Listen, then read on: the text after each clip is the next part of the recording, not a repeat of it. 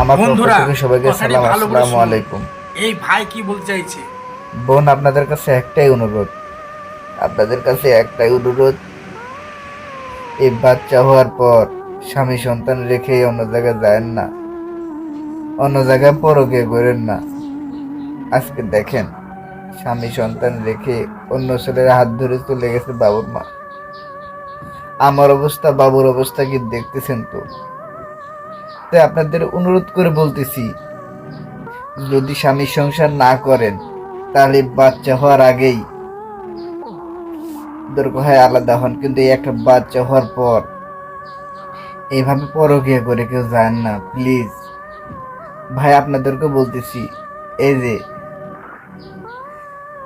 ঘরে সন্তান রেখে, স্ত্রী রেখে অন্য জায়গায় কোনো জায়গায় পরকীয়া করেন না ভাই। আজকে আমাদের এই কি অবস্থা দেখছেন?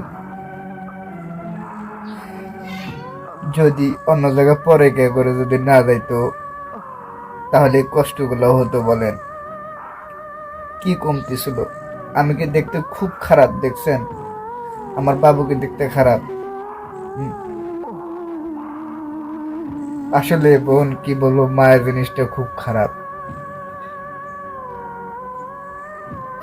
যে ছেলের সাথে গেছে, কি বলবো, বাবুর বয়স 16 মাস, বাবুর বয়স যখন 7 মাস তখন রাইখে চলে গেছে। আজ 9 মাস